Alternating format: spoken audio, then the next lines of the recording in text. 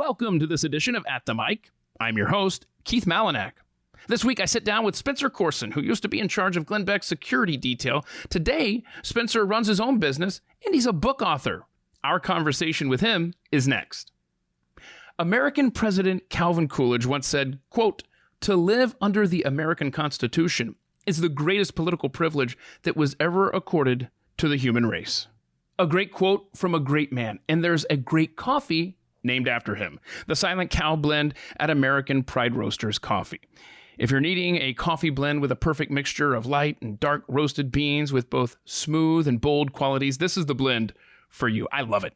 And right now at aprcoffee.com, they're offering a big sale on the Silent Cow blend. You can get a 3-pound box for $40. That's $5 off. And then you use promo code ATM at checkout, and they're going to knock another 10% off of that.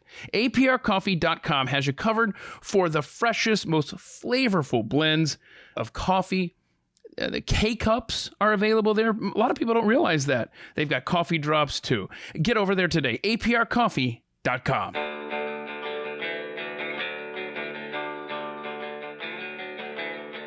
You're listening to At the Mic with Keith, an independent podcast production. Spencer Coursen has been a soldier, a special agent, and a protector, and now he's a book author. Recently, he and I sat down, discussed his memorable life, including his favorite book, which was the favorite book of another recent guest on this podcast. My conversation with Spencer Coursen begins right now on At the Mic. Here with Spencer Coursen, sir. Wait, am I pronouncing it right? It's Coursen. It's Coursen, Okay. like golf course with an N. All right, I want to make sure here. I don't want to, because, I mean, I just feel that, if I mispronounce something, you might be too nice to just let it go. Oh, I will not be too nice. That's a good guess. Okay, so let's start at the very beginning of your life. Sure. Philadelphia, Pennsylvania. Philadelphia, born and raised. On a playground where you spend most of your well, we're days? South Philly, but born in Philadelphia. Yeah. Parents quickly moved to South Jersey, Uh-huh. little town called Eldridge Gardens. Spent most of my elementary years in South Jersey. Okay. Family has a beach house. Oh, My nice. grandparents have a beach house. We were poor. Dad left when I was like 5. I have 3 younger sisters. Mom ran daycare out of the house for like the next couple of years. And so this was when the first I remember my grandfather coming over to the house when I was like 5.5 years old and him being like, "You're the man of the house now. You need to look after your mom and your younger sisters." And I was nice. like, okay, not at all a challenge for a 5-year-old. But like I adored my grandfather. He was like a World War II vet, and so like wanted to like do everything that I could to make him happy. Did this stick in your mind and almost kind of get rooted 1,000%. Yeah, subconsciously, Yeah. where you are now into taking care of people. Yeah. Because your background, by the way, if people aren't familiar, security. And we're going to talk a lot about that. And the way I originally met you was through you're providing security for Glenn Beck here around the studios where I did. work. I ran his security detail for a number of years. Yeah. Any stories that you're allowed to tell, or are they all under legal lock and key? They're all under legal lock and key. But he asked too. There's a couple times when if you're reading the book, you're like, pretty sure that's Glenn.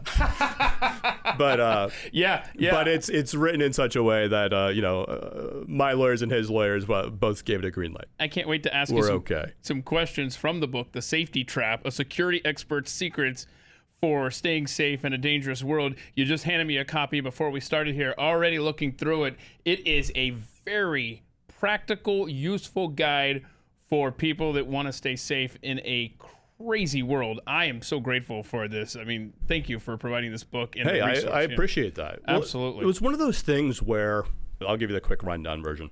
Mom wound up getting remarried to my high school gym teacher. Oh boy, how was that? It was great. Was it? Yeah, he was awesome. So you liked him. It wasn't I have his last name. Okay. So my sisters kept their last name because they were all going to get married and their name was going to change anyway. Okay. But he didn't have a son and I didn't have a father.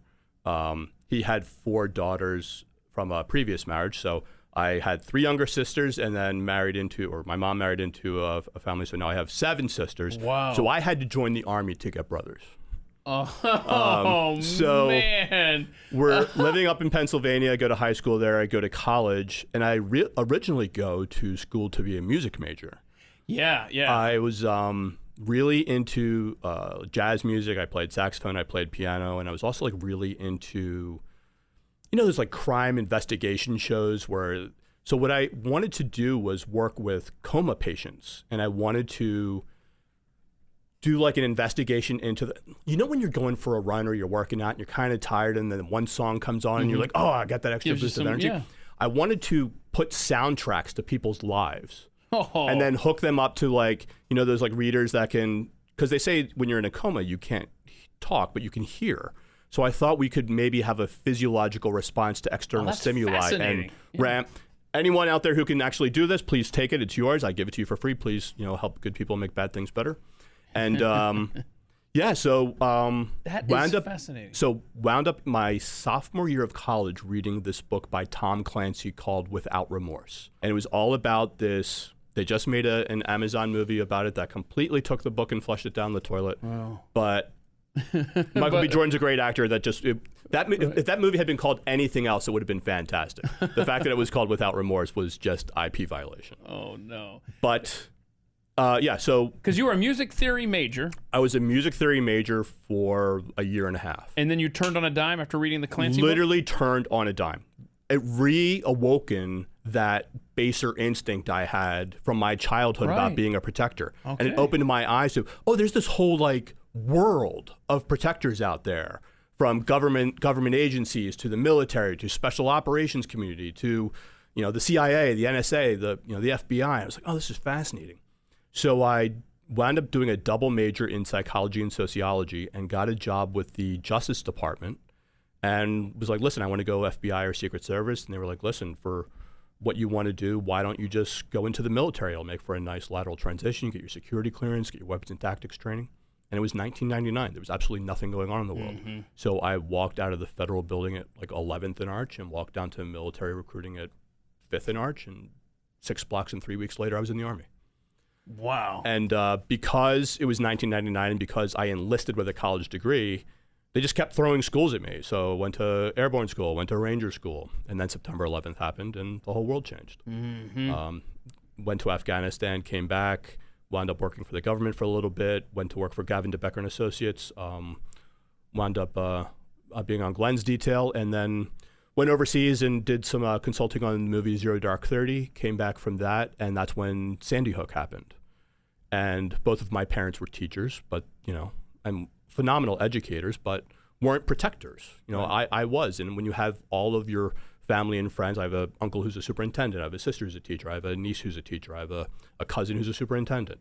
And all of them are reaching out like, hey, what do we do? What do we do? What do we do? And so I realized in that moment that my particular skill set, which was being reserved for that top 1% of the population, could be better served to the other 99. So I kind of put myself out there as a consultant, and I help good people make bad things better. And this book is an extension of that. I like that. You mentioned advising on Zero Dark 30. Could the average moviegoer see you in that movie? The average moviegoer, if they don't blink, will see me getting drugged by a dog at the end of a leash as that dog jumps on and off a helicopter. So, a funny story. And to this point, so all of my friends who are in the security community rib me about this, because even to this day, if you Google my name, it says Spencer Coursen, actor. That is awesome. But what happened was there was so on the actual Bin Laden raid in Islamabad, SEAL Team 6 had a canine attached to that mission. So on the movie, they had an actor and a dog that were going to portray. The dog's name was Cairo, and I don't remember who the operator's name. And they were training in Los Angeles for a number of months prior to coming. We were filming in Jordan. The dog didn't have the proper shots to get, so Jordanian Customs sent them back. So Catherine Bigelow, who's the director of the movie, comes up to me at the chow line one day. She's like, Spencer, you were in the Army, right? I was like, yes, ma'am. She's like, how are you with dogs? I was like, great. She's like, you're my canine SEAL. Oh. So they filmed a couple scenes, and yeah, if you blink, you'll see me like walking by a fire pit, like as they're getting ready for the mission. You see me jump on the helicopter, you see me jump off the helicopter, and as a result of That's that, cool. I have an IMDb page. That's awesome, man. On the Googles, I am Spencer Coursen, Yeah, I mean, actor. not everybody can say they have an IMDb. Oh no, and I've got the movie poster with like all Yes. of my hanging in my office. How cool it's, is that? It's great. So, when we started this podcast, I said, let's go to the beginning. And we started with you, being born and raised in Philadelphia. But we haven't gone with your earliest memory, which you listed as birth. I did. Come on. Because I have not, this is not the first time I've heard this, but it's the first time that I've been able to sit across from someone and say, come on. Come on. So, This is I'm sure that's fascinating. not the first memory. Like I have like very early memories of like walking on the train tracks. Like, so when this like apartment where my parents first had was, like, I just remember, and I don't know if I actually remember it or just because there's a photo of it that I remember it. But there's a photo of like a 3-year-old Spencer like waddling on train tracks, like walking, Right. But like the first like real memory I have, like so did you ever see the movie like Inside Out?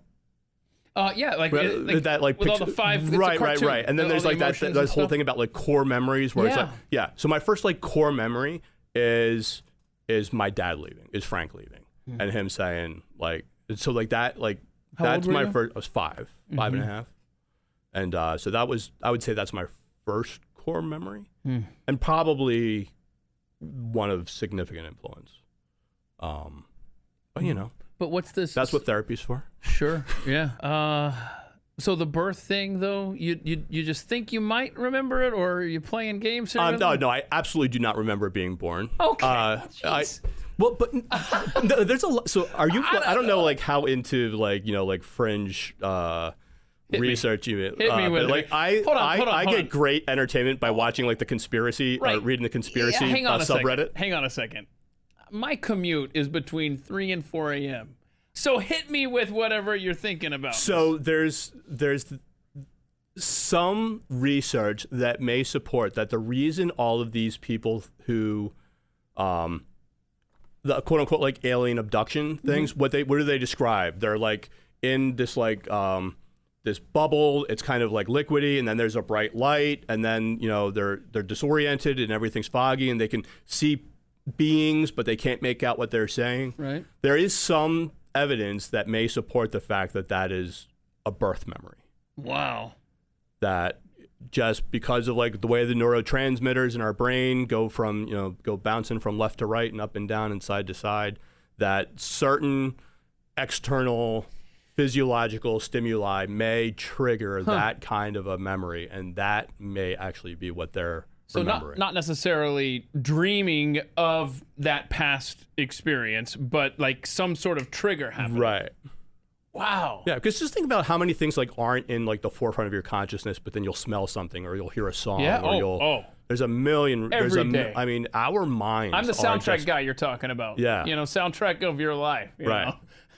Wouldn't that be great if we could actually like everyone had their own soundtrack? What's funny is like when Spotify does that, like you're in music and you go back and you can be like, oh yeah, like this is when I was dating so and so, and this is when we broke up, and this is when I got that new job, and this is when I was on vacation, and this is when I started that new workout routine, and here's where I got the Peloton, and it's kind of interesting. You can really track your own life through your everyday playlist.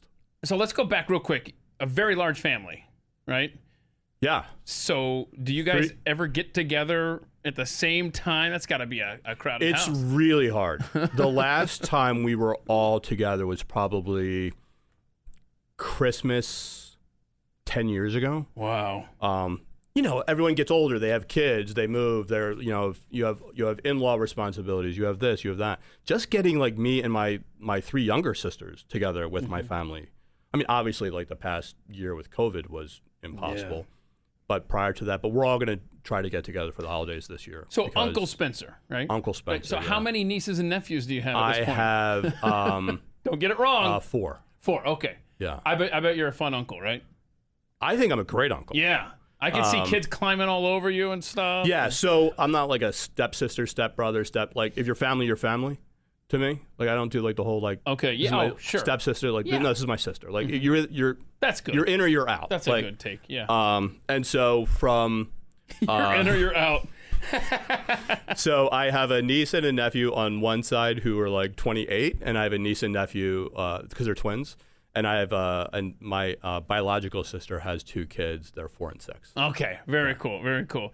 So you have a German Shepherd. I do. Named Ronin. Ronin. I thought it was funny. It wasn't too long ago that you accidentally sent me a text about him, and you're like, disregard that text. I was like, oh, my bad. I mean, it was Ronin saved my life on Monday night. That's what I want to hear about. Yeah. Well, actually, he saved the bad guy's life. Yeah. On Monday night. Let's be very clear. Yeah. So what happened with that? So it's 1 o'clock in the morning.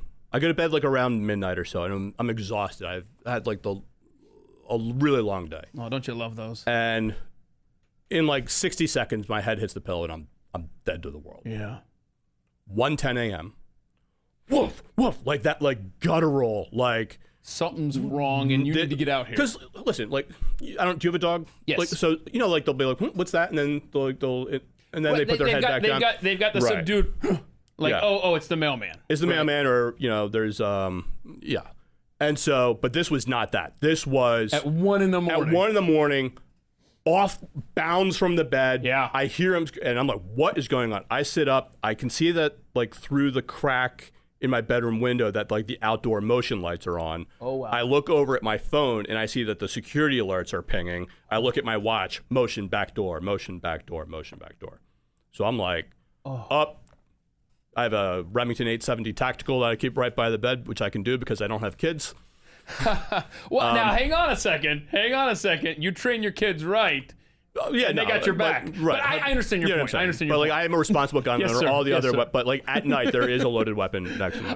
The reason I weapons. stopped you there is like I trust my son, my 15-year-old son, more with the weapons in the house than I do with me. But continue. So I see this bad guy had like come across the front of the house, had like covered his face, bypassed the front door, but was coming around and was trying to come in. Was trying to breach the fence that leads into the backyard, and didn't know I had another deterrent alarm on that gate. I have a pool alarm on that gate because when Ronin was like 6 months old and he got big enough, he was like pushing that gate open. So I have it like bungee corded, and I have a pool alarm on it. And he set that off, and that's what woke Ronin up. Wow. And so Ronan's like, Dad, let me at him. Let me get out the back door. This is what I've been trained for. This is what he's been trained for. And so I open up the back door, thinking if the guy got through the gate, Ronin would stop him in the yard. I flanked out the front door he would be between Ronin and I. And I was like 5 seconds too late. Ronin scared him off.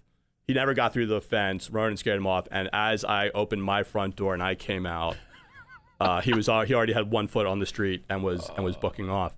But as we're like sharing, so immediately like secure the property, reset all the safeguards, and then call the police, give the report.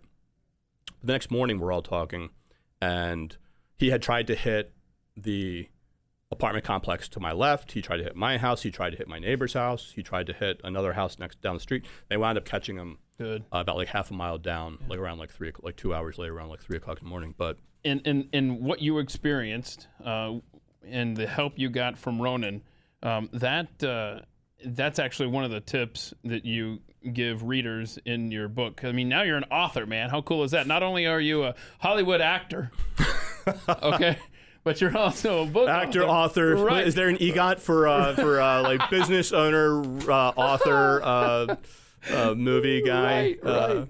If I have a business, a podcast, a book, and an IMDb page, is that its own award? Or yes. Is that we need to make one. Right. We need to make one. We need to come up with the acronym. Listen, if Hollywood can keep making up awards to give to themselves, I think that veteran-owned small business owners should be able to make up awards to give to ourselves. Let's do that before the show's over today. If it's not an EGOT, what would it be? It has a P for podcast, V for veteran, author, actor, a PAV, right? A PAV? Right? Because then you're a podcaster, an author, an actor, and a veteran. I like it. A PAV award. A PAV award. All right. See? We're going to name it after you. I'm going to get my copyright lawyer on the phone. There you go. After. There you go. All right, you got some time before I publish this podcast, so get on that. Let's go. So one of the tips that you mentioned is to get a dog in the book, The Safety Trap. And best home security money can buy. And I love how you describe it in the book. You say the dog isn't going to go against its instinct.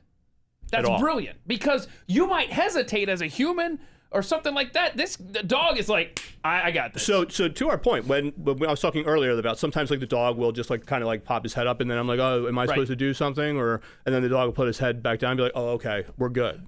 But if I see my dog, right, I know it's real. Right. You know what I mean? Because that dog does not mess around. Mm-hmm. I mean, there's like five, quote unquote, like the 5 Ds of home security, right? There's deter, which a dog is going to do just by its presence, which is just its own deterrence factor. You have detect, which a dog is going to do because a dog is going to smell that whoever is not supposed to be there from my dog is a good 10, 15 seconds, gives me a good 10, 15 second heads up before my security camera alerts me that someone's on my property, right? They're going to deny entry to someone because they're going to, prevent them from coming through. They're at least going to delay them if that person, does get through. And then ultimately they're going to defend you because they're ultimately going to defend themselves because you are their master and they know that you're their lifeline. So you have all 5 Ds right there. Dog is a well-trained dog is the single best home security money can buy. And you pair that with a Remington 870 and some combat experience. And not a Beretta 92. I put FS compact? No, I put a, oh, listen, but you don't exactly have to be tactical with a shotgun. That's you know what I mean? You do need to be tactical. You don't need to be surgical. Right? You know what I mean? You don't need to be hollowing out a dime at 50 yards. You can point that thing down a hallway and bye-bye bad guy. Yeah. Great point. That's very that's worth taking under advisement, everyone. Other great stuff in the book, and there is so much, is that I love the example you give of don't let your default setting be too nice. You make the point that if someone approaches you and says, hey, where is, the whatever, gas station, whatever, the chances are, as you point out in the book, there's something else up their sleeve here. They've got an ulterior motive because in a day and age of smartphones and maps at everybody's literal fingertips, what's this person up to? Right. No one ever needs to ask you what time it is. You know what I mean? Because it's so easy to know what time it is. It's on our watches, it's on our phones, or someone doesn't need to ask you. Now, maybe if you're like out on the road and the GPS is you're in some, remote location and you're not exactly sure where you're going, yeah, you can pull over and but there's a context to that, right? Can I just say the one place where you literally never know what time it is when you are waiting in line for Carlsbad Caverns in southern New Mexico, because the cell tower on one side of the building pings from the central time zone, and on the other side of the building from the mountain time zone, and nobody knows when their tour begins. It's not just me. Yeah, or you're driving from Austin to Big Bend, right? And you hit that 4-hour mark just past Marcos, and your GPS just goes, good luck. You're on. Yeah, it's like a desert map of just a white screen and an arrow. So does everybody understand this? Unless you're in South Texas but if you're or southern New walking Mexico, out of Target, in Highland Park, no one needs to be asking you these questions. And if they do, there's probably, and basically what it comes down to. So in the book, I identified, I think it was 16 safety traps that everyone falls into. And the way I kind of structured it was, here's what happened, here's how it was allowed to happen, and here's how you can keep it from happening to you. But one of them is being too polite. Mm-hmm. That one of those things is, being polite is a courtesy, but protecting yourself is a priority. And you should never, if something is a no to you, it should never be a yes to someone else. You know what I mean? You should never be like, oh, well, I don't want to be mean, or I don't want him to think I'm, not, respectful. Right? Being polite is a courtesy. Protecting yourself is a priority. I want to make sure I say this correctly because I can always write it better. Your unwillingness to offend another should never be greater than your willingness to defend yourself. There you go. Yep. Right? I mean, it's really that simple. I mean, look, your safety comes first. If your bigger concern is potentially offending a stranger than ensuring your safety, maybe reevaluate your plan. Yeah, listen, just think of it like the airline safety brief, where they tell you to put your own mask on first before you help others. Mm-hmm. Because if you're dead, you're of no use to anyone. In fact, you're a liability to everyone else around you. So participate in your own protection, save yourself first, Make sure you're secure in your, and then, okay, am my surroundings good? Okay, now maybe I'm in a position of strength that I can help someone else. But don't be doing it from a point of vulnerability. Another tip in the book, The Safety Trap, from Spencer Coursen, is if you're getting a security alarm installed in your house, make sure the control panel is not within sight of a door or window. Not only make sure that it's not within sight of a door or window, but actually use it. Like 85% of home invasions, the guy comes through the front door because the front door is unlocked. Unbelievable stat. 85% of the time. In fact, the Ring camera footage of my neighbor showed the guy walk up, look, see the lights, and then still comes up and tries the front door. Wow. I mean, just blatant. 1:30 in the morning. Just how do most cars get stolen? Because they leave the keys in them. Like, you know, they have like the fob themselves, but they leave the valet key in the glove box. And it's a proximity key, Wait, I don't have a valet key. I need to get a different car. Huh. You mean, is that the extra key, you mean? Yeah. Okay. Oh, okay. My bad. Now I got you. Oh, so, isn't it called a valet key? Probably, from people that are in the know. I just call it the wife's key. Oh, well. Gotcha. I don't have a wife. Yeah. That's fun. That's good. Okay. Oh, are there plans? I don't know. Oh, no. Wait. Let's explore this. Let's not. Okay. You're like, by the time this posts, I could either be married when is this or coming? broken. Let's see how well the book does. Okay. That's awesome. Okay. So in addition to your security background, in addition to your acting bona fides, did I pronounce that right? Sure. Right. I was acting. Brilliant. Yes, indeed. You wrote The Safety Trap. I did. Has my name on it and everything. Canine trainer. Like, it's not just in the movie, right? Like. Yeah, so the interesting thing about Ronin is being trained as a service dog, so we're going through that training together. How difficult is it to get a dog trained? German Shepherds are surprisingly easy to train. The hardest thing is training me. The hardest part about training the dog is training the trainer. Oh. Because you want to, and I guess I don't have kids, but I've protected a lot of kids, and it is a certain, like, you want them to like you, so you want to be nicer, but kids need boundaries and rules, and they need to know that, and like, no is no, and it pays off later. Big exactly. time. Because you invest the time now, my gosh, you're going to get to relax so much more later. Right, because both dogs and kids don't understand nuance. And so it's either they're never allowed on the couch or they're allowed on the couch. But it's not, well, sometimes you're allowed on the couch. This is a tough battle in my house. The big dog is not allowed on the couch. The little dog is. And so the big dog just sits there and stares up like, really? Why isn't this? What's the deal here? I don't know, because you'll break me in the couch. That's why. Yeah. And it's hard to explain that. But, I mean, he gets other privileges that he doesn't realize he gets. But anyway, I digress. But yes, training. Like, my father-in-law had a German Shepherd that was trained, but only knew commands in German. Right. Yeah. Well, we kind of came up with our own, because I don't want commands that other people know. So, like, we have our own commands. Very good. So, so we have our own. Yeah. System. I gotcha. You don't want to say it, Mary. It's hands down the healthiest relationship I've ever had. Is Ronin. That's awesome. Okay. Yeah. So I don't want to say that, like, I'm out there, like, training dogs, but I'm going through the training. Okay. I'm getting trained while training my dog. Understood. You like to cook. Love to cook. What's your go-to dish? You're trying to impress somebody. One dish. What are you making, Spencer? I make the best homemade pizza you will ever have in your life.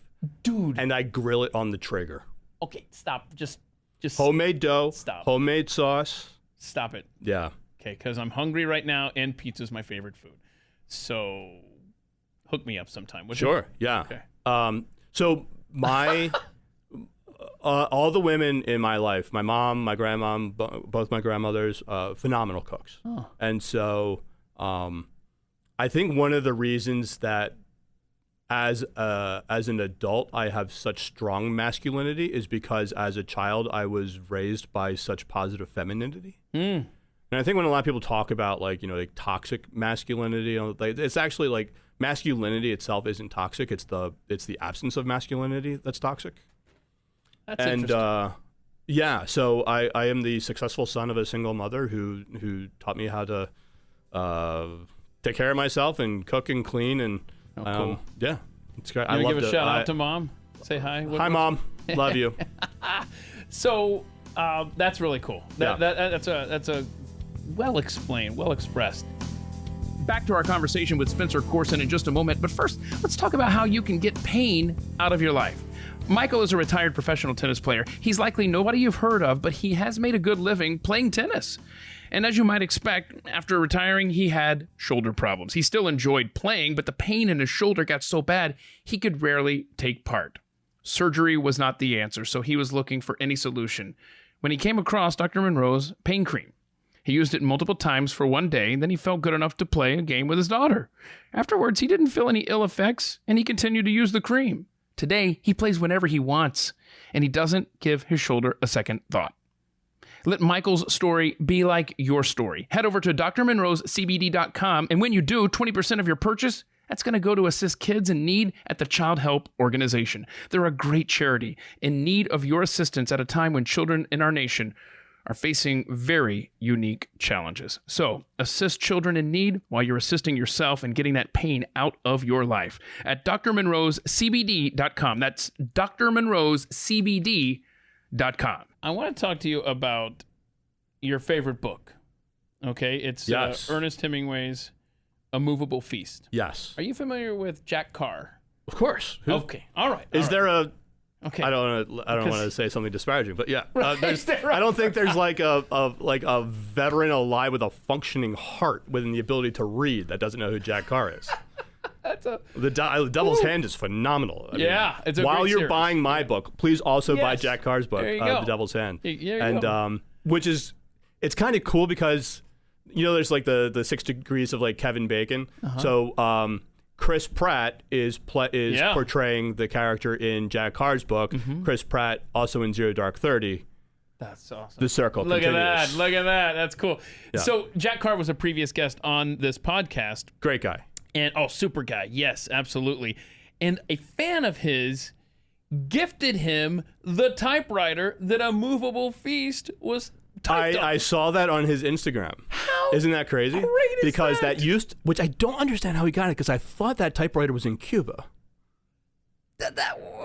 We should do some research. Because when you go to Cuba, you can go to Hemingway's house. Right. And in Hemingway's house is there's like Hemingway's desk and there's Hemingway's typewriter, but I'm assuming that someone as prolific as Hemingway probably had more than one typewriter. And maybe that was the typewriter that he wrote, insert, book here. But yeah, I mean, A Movable Feast was, first off, what an awesome, like Hemingway was just like an old school guy. You know what I mean? Like fought in the war, loved music, wrote books, wrote plays, loved whiskey, loved to hunt, loved to travel. I was just like, this guy did everything. I was like, I want to like model my life like that. And like even this book, I mean, I just took that whole like write drunk, edit sober thing to heart. See, I got to find this book. I'm not familiar with it. It's come up twice on this podcast. The big takeaway from A Movable Feast is experience is everything, because you can take those experiences with you. And the book ends with, so if you have the opportunity to live in Paris as a young man, you should do so, because that life, that love, that experience, it will always be with you, because Paris is a movable feast. Okay, I'm gonna check this book out. I don't read a lot of fiction. I don't know if you've ever been to Paris. No. The old joke about Paris is... That's not the old joke is about Paris is that like God created one of the most beautiful places on earth and then filled it with the French just to balance everything out. Hey, French jokes are always welcome here. Absolutely, that's great. So, what was the thing you said? Je t'aime la France, je t'aime. Uh-oh. Do I need to edit that out? No, I said I love your friends. Oh, okay. Right drunk, what was it? Right, so like one of like Hemingway's marquee quotes is "Write drunk, edit sober." He's like, you just sit down and bleed. So wait, so it almost sounds like my Twitter feed. But sounds like my dating life. I mean, oh boy. Okay, let's see. 5 possessions. Your truck. If you could keep 5 possessions, your truck. My dog, my truck, a rifle, a handgun, and my phone. Yeah. Because if I have those 5 things, I can ask for or procure everything else. But what if you don't have a cell signal? What if? See, I got to fix this question. I got to fix this question and say deserted island. Oh, okay, so 5 things on a deserted island? Yeah. How big's the island? Do I need a truck? Is it drivable? Nah, it's just a little patch of land. So we're like Castaway. Yeah, you're under a palm tree every day. So my phone, a solar charger, because this way I can play music. One day I'm getting a signal from somewhere. It's happening. I really want it just for the playlist. Yeah. Because like you can just imagine how much easier isolation would be with music or podcasts or like, at least stories that you have or Audible or whatever. Mm-hmm. Then you're going to need a solar charger. Yeah. So that's 2. And you got the dog, right? Still. Yeah. Some kind of a knife or a hatchet or something. Yeah. Some kind of like a tool. Probably a rifle. I think you're up to 4. And something that can hold water. Oh, like a canteen or something. Smart move, yes, sir. So the most scared that you've ever been was stepping off a loading ramp of a C-130. Yeah. Just landing in Afghanistan. What was your time in Afghanistan like? Please remind people that just take a moment to think of how miserable it must have been over there. Am I wrong? It was miserable.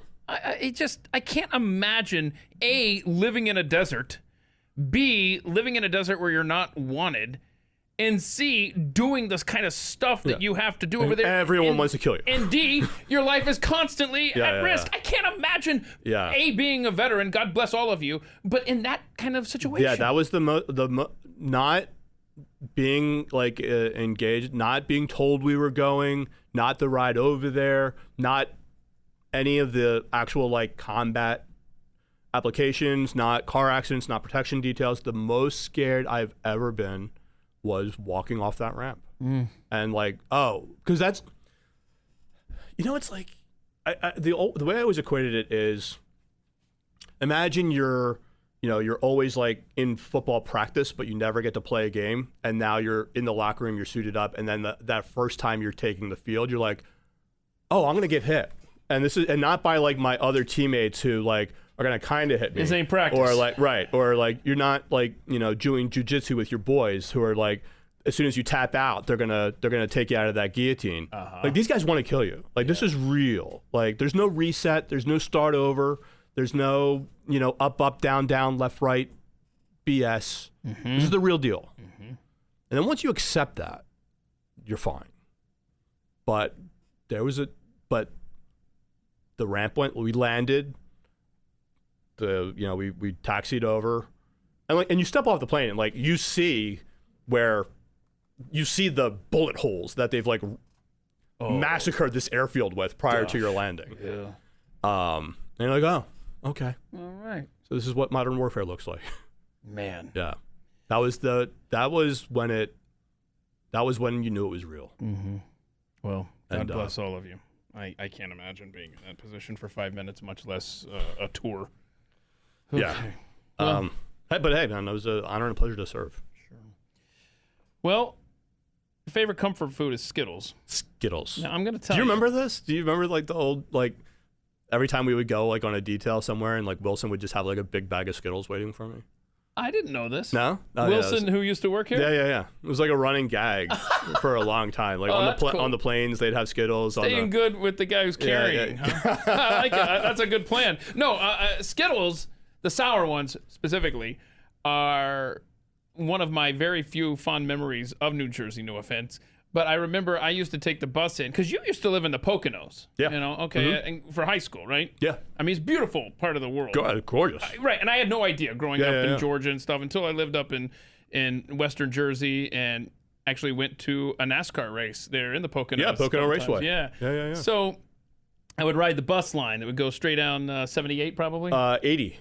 Marts. Wait, you're going to Interstate Jersey? 78. No, to go into Manhattan for Glenn every day. Yeah. So, and the far reaches, we almost lived in Bethlehem, actually. Oh, yeah, you're way a couple towns over. Right, so. It's like Allentownish. Yeah, exactly. And so, it's beautiful. It literally is beautiful. West Jersey, Eastern Pennsylvania. Yeah, because 78 drops you at the tunnel. 78 drops you at the tunnel. Yes. Right. Well, it gets you to Port Authority bus terminal there, and right. So there. was that like the old Mart's bus station? I believe it was Mart's. Yeah. So I've taken that bus a couple times into the city. I set this story up just to say every day in the winter, because it happened, my Skittle experience happened by accident one time, and then it became a thing with me. I don't think I've ever told this to anybody. I don't know. I would take that bus, and it would be so cold all day, you know? Yeah. And I'd get into my car in the parking lot there after getting off the bus, and sitting in my cup holder was this bag of sour Skittles, frozen solid. That was my treat. That was my motivation to get out of the city every day. And I would just think about those sour frozen Skittles waiting for me in my car in the parking lot. I've never had sour Skittles, although I've become addicted to just having everything delivered. Yeah. So I do like, either HEB delivers or Amazon Prime or Whole Foods or whatever. And I had never had Sour Patch Kids before. Whoa. But I went to hit Skittles, but I guess I accidentally hit Sour Patch. Or maybe they were like out of Skittles and they subbed it for Sour Patch. Oh, wow. But Sour Patch, I was like, these are pretty good. Oh, yeah, they are. They are pretty I am good. A huge fan of the Sour Patch Kids. So what's on the compare contrast scale of sour Skittles to Sour Patch Kids? Well, they're different, see, because what you do is try this. Everybody listening, just try this. Just go buy a pack of sour Skittles, put them in your freezer, and then, we're in the middle of the summer now, you get them out of the freezer, and doesn't that break your teeth? Yeah, but you enjoy it. Okay. You keep them in your mouth for a while. Yeah. So when I was in Ranger School, there was an MRE called Chicken Salsa, and Chicken Salsa came with Skittles. And so my love of Skittles stemmed from that, because you only get so much time to eat. But I could take those Skittles and keep them in my pocket. Nice. And then I could just sneak one up to my mouth on patrols. So I could have that continuous little I was microdosing Skittles. To keep me awake during patrol base activities. Oh, the sour Skittles would have kept you awake for multiple reasons. Not only the sweetness, but the sour. And then you're eventually rewarded because, it kind of unfreezes and you get that chewy center. I'm telling you should try it. I'll give it a try. Yeah. All right. I'm going to check up on you in a couple of months and make sure you have. Don't you lie to me. That. Come back for round 2. Okay. Very good. Very good. So I love this answer to this question. Have you crossed paths with celebrities or famous people? Yes. Now, are we going to explore any of these experiences or? No one's more famous than you, Keith. Oh, wow. That is good to know. Then I guess we'll just keep moving because that means the answer is really bad. Okay. Obviously, because you protect celebrities. You protect a lot of important people. I mean, that's your job. What's your website for your company? The website is CoursenSecurityGroup.com. Coursen Security. And then the website for the book is thesafetytrap.com. But if you just Google Spencer Coursen, I'm Spencer Coursen, the actor, and then all the... I'm at the point now where I actually have a Google side panel. I was like, oh, when did this come up? It's only because of the book. That is so But funny. But yeah, my links are there. Oh, but cool. I have a threat management firm. Mm-hmm. We help, we do protective intelligence, vulnerability reduction. Yeah. And... So you obviously can't tell stories of celebrities that you protected, right? Yeah, so I don't really do protection work anymore. Okay. I think the last protective detail I did was maybe 2013 or 2014. I will build protective details for clients and I will audit protective details for clients, but I'm 44. I'm not walking right shoulder anymore.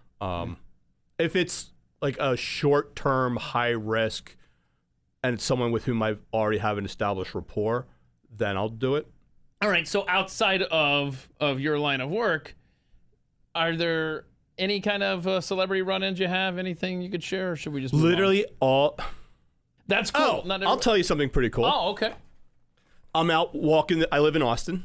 Mm-hmm. I'm out walking. Ronan and I are coming back from the dog park, and I'm walking down Lamar Boulevard in Austin. And I see 3 guys walking towards me. And one of them's a bigger guy. And I don't make him for security, right off the bat. But this kind of this car pulls out, and then the 3 guys come around. And Ronan and I kind of circumvent, and I say, "Excuse me, gentlemen," and I hear one of the guys say, "Thank you both for your service," talking to Ronin and I look over, it's Dave Chappelle. Oh, wow. And I'm like, well, and thank you for yours, sir. Oh. And he and Rogan were doing a comedy show at Stubbs, which is like this music venue in Austin, and he was in town. And there's a couple of restaurants right there that I guess they were going to. Okay. And it just didn't even dawn on me. I was like, oh, it's Dave Chappelle. Did he recognize awesome. You or just? No, but Ronin has like a service dog harness, and I have a go bag that's, got some military. I got you. Well, that's really cool to hear that an unscripted celebrity moment. Dave Chappelle, was just very positive. Literally just like, could have been a nice guy. He's like, hey, thank you both for your service. Like literally stopped his conversation to thank us for our service. That's great. And I was like, hey, thank you. I was like, oh, thank you, sir. Thank you. It was great.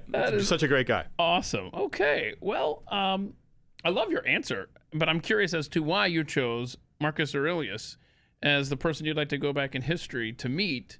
What's up with him? Stoicism. Tales of Seneca. I think Marcus Aurelius was really just, well, first off, he's arguably considered to be the last like philosopher leader before the downfall of Rome. Right. And his writings, his stoicism, his just way of being content with what you have but not needing more, but looking out for yourself while also looking out for others, I think is a really interesting framework from which to live one's life, and would just love the opportunity.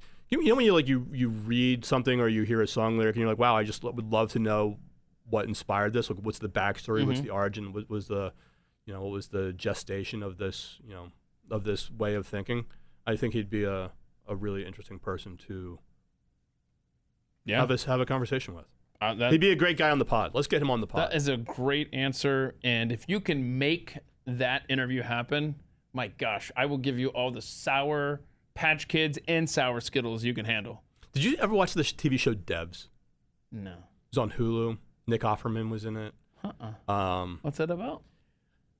I don't want to ruin it for you, but it's basically about what if we had the ability to not just know the future, but to also know the past, where you could actually go back and using this whatever. I'm going to have to check this out. You could literally go, it's called Devs, DEVS. Okay.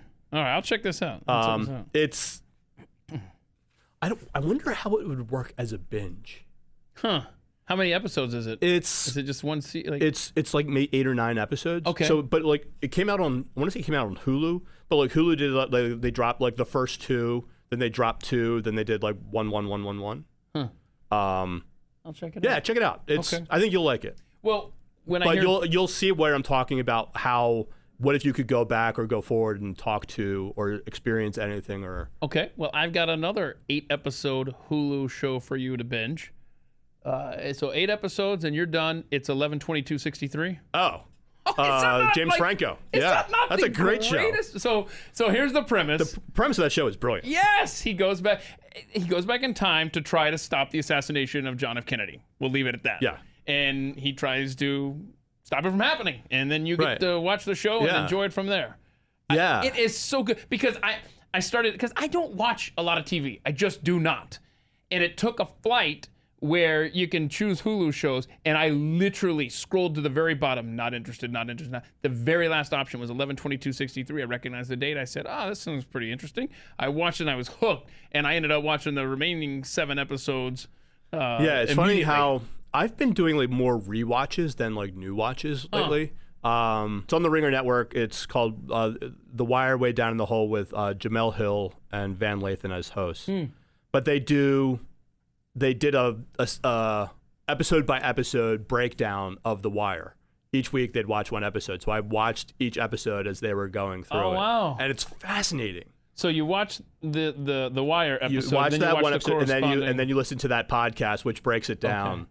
But like you forget that like Michael B. Jordan of Black Panther and Without Remorse fame was Wallace on The Wire as like a little like 10-year-old kid getting his breaking his acting chops. How cool. On The Wire. It's great. All right. And now I'm rewatching NYPD Blue. Boy, NYPD Blue, a quarter of a century ago, that was risque TV. That was pushing the limits, pushing the envelope. And today, I bet it, I don't know. Oh. You're watching it now, I bet you're like, this is tame. It's not, I'll tell you what it is when you want to know how just out in the open police violence was, it's just like, well, if he doesn't confess, we're just going to beat it out of him. Wow. Or, well, how did you get this confession? Well, I tuned him up in the interview room. Like, I mean, it like the pervasiveness of police violence in that show is appalling. It does not stand the test of time very well. Oh no, at all. I didn't watch it much. And I was a devout fan of that show. Okay, because we were both in high school at that time. You and I. Yeah. Yeah. Because I remember I'd flip through, I'd watch a little bit here and there, but it just never really held me. But you're telling me that I should probably go back and watch that. And it's shocked, like, but it's like to the point where like they'll have like the district attorneys and the district attorneys are like, well, I'm going to leave the room so I don't see this meeting. You know, I mean, it's not like, it is not. Yeah, okay. It is. Ugh. Now, to the question, most embarrassing moment, your answer is way too many to count. Well, there's so many. And you used all caps. So do you want to tell us any of them? It's like one of those things where it's like tell me about a time you drank water. You know what I mean? It's like, oh, I drink water so often. Like I have embarrassed. Here's the thing though, is like so many of my embarrassments, I don't know if everyone else realized it, but there was like such an embarrassment to me that I was able to like cover it up. Uh-oh. Do you mean to break the ice? Because I can give you one that I just... Sure, give me one of yours, okay, and maybe it'll... So this just happened to me Mother's Day. Okay. So my mom was supposed to come over for lunch at 1 o'clock, okay? Don't get there before 1 because we're not going to be ready, okay? And I'm in the kitchen helping my youngest daughter cook everything and get everything ready, and she says that Nani's here. Okay, and Nani being the earlier podcast as well here on the program. And I said, what? And this is loud, right? And I go, what? Does she not know how to tell time? I said 1 o'clock. Good grief, it was 12:15 at that point. Right. Okay. And my youngest Zelie looks and she goes, shh. And I'm like, oh no, she's in the house. Like I thought she had texted her or something like that. Anyway, so she's waiting just off the kitchen, and I go in there, and I'm like, hey, happy Mother's Day. Hi, Mom. Right, and she showed me the text where, and we were laughing and stuff, Yeah. and I was embarrassed, and I apologized. And she showed me the text where I said, come over at 12, we'll eat at 1. Whoops. That was a little embarrassing for me. One of the ones that my parents love to always demonstrate as to my own idiocy is, there's a video, and this is back when like parents like still had like VHS cameras that they would take to all of like school events and stuff. And it's like a music show or a concert, and I'm playing the saxophone, and I'm on like the top level. So it's like, I don't know how many rows were, but you know, like those like high school risers that they have. So you have like the people who are on the floor, you have the people on the first rise, people on the second rise, people on the third riser. Uh-huh. I'm on the third riser. I like to rock sometimes when I'm talking, but I also rock when I'm playing. And so I'm in this like metal folding chair, and I'm playing the song, and I'm kind of like rocking back and forth. And then all of a sudden, as you're watching it, you just see me go, I just disappear off the back. And I've rocked myself right off the back of the risers and onto the backstage. Yeah. Oh, and just went, oh, that hurt. And then you see me climb back up. So you didn't break anything? I didn't break anything. Oh, my. Gosh, do you still play instruments today? I don't. I have a guitar that I can fumble through a couple chords on and embarrass myself in case anyone's actually in the room. Enough to wake the neighbors. I sing to my dog. Oh yeah. After like I do whiskey number 4. Yeah, I'm with you. I'm with you there. You know what I mean? Yeah, see, my dog, like if he's not sure what kind of mood I'm in, like the little one, she's clueless. You know, she's just whatever. But if he's trying to gauge what kind of mood I'm in, if I start singing or something like that, the tail starts wagging. He's like, okay, he's cool today, you know? Yeah. So I that's got you. great. Yeah. No, Music and shooting, you'll always have an intrinsic talent, but it's a perishable skill. Mm-hmm. You know what I mean? Yeah. It's like you can get back into it and you can get good again, pretty good. There is some muscle memory to it, but like I used to be able to sit down at a piano and It was like turning the off a best switch when you read the Tom Clancy book, huh? Like music was done. It was just like oh, like no, like it was a calling. Yeah. Like, hey, remember you were supposed to do this with your life, and you're like, that's interesting. Goes back to your and then 5-year-old self. Never looked back. When your grandfather said, "You're the man of the house." That's really interesting. You sure there's nothing in your Amazon cart right now? So prior to the pandemic, I had wish lists and guest lists, and now everything is Maybe ask me again in like 6 months when like things return to normal and I don't have time to peruse Amazon. Right. But during the last, how long we've been in this thing? Like a little over a year. Mm-hmm. Amazon is at my house sometimes 3 times a day. You can have this today if you order in the next 45 minutes. Well, okay. In fairness, the last thing that was in my Amazon cart that didn't come that day was a copy of The Safety Trap. Oh yeah, which got delivered to my door. So that could be a good test for everyone. Is post your response times from the time that you added the Safety Trap, from the time you added it to your cart to the time it arrived at your door. Fastest time gets a signed copy. Oh, nice! Of the book. How do they prove that? Because you're gonna send a date timestamp photo of the receipt of you ordering, no, it's 2 photos. Who can't merge 2 photos together? And what is your what's your Twitter handle? I'm at Spencer Coursen. At Spencer Coursen. So if you at Spencer Coursen me, if you have the fastest time from checking it out to getting it at your door, I will send you a signed copy of the book. That book title again is The Safety Trap, a security expert's secrets for staying safe in a dangerous world, written by actor Spencer Coursen.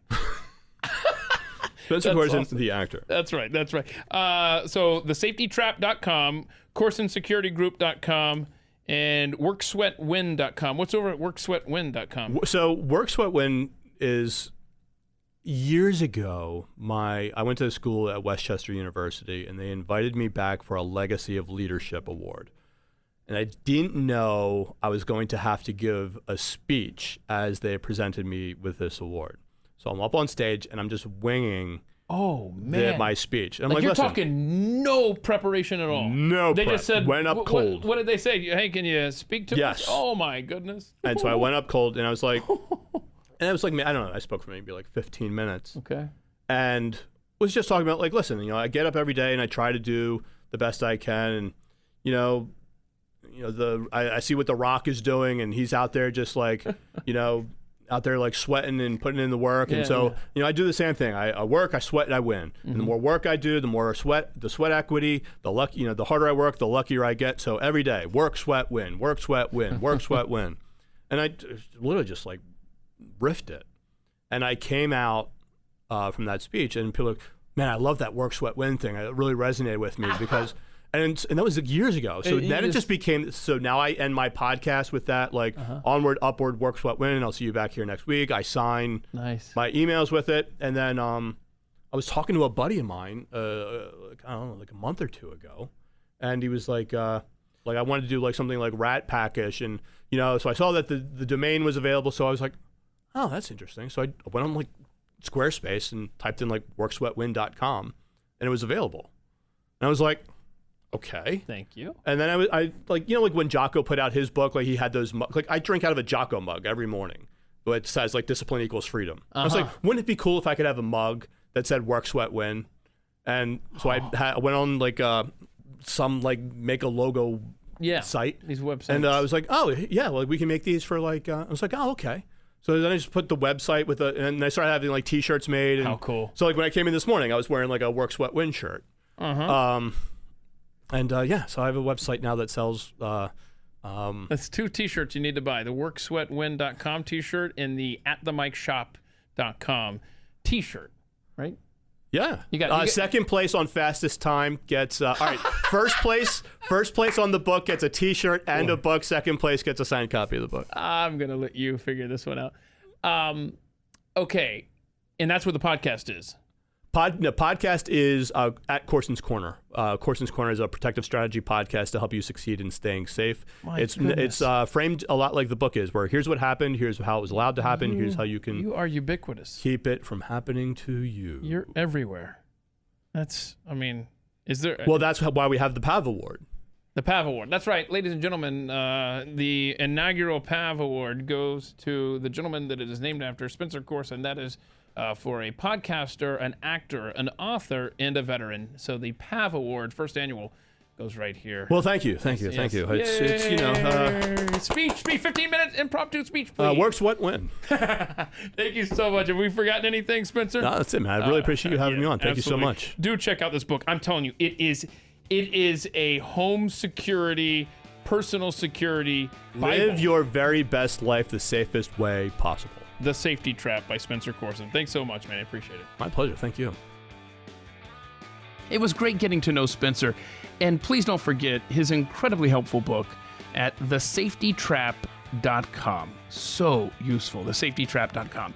And thanks so much for making time to sit down with us this week. I hope you enjoyed this and our dozens of conversations here on At the Mic. This was episode number 63. Wow, how time flies.